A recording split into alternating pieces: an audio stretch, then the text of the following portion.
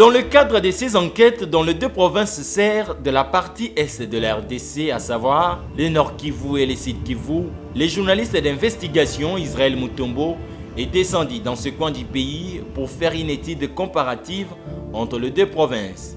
Respectueux du protocole, le directeur général du groupe de presse Bosolo a commencé tout d'abord à présenter ses civilités au gouverneur de Nord Kivu, Karli Kassinzanzuvita. Après échange avec le numéro 1 de cette province, ce journaliste d'investigation a commencé confortablement son enquête. En effet, Goma est appelée la ville touristique de la République démocratique du Congo. Pourtant, il y a quelques années, cette ville n'avait presque plus rien de touristique. Des routes poussiéreuses et chaotiques avaient succédé aux ravages causés par l'éruption de Nyiragongo en 2002.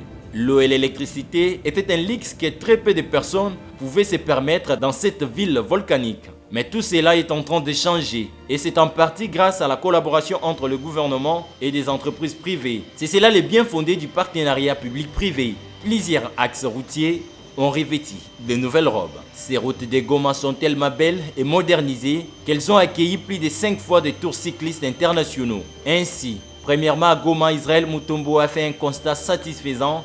Ville très urbanisée avec plus de 80% de routes asphaltées et des habitations de qualité.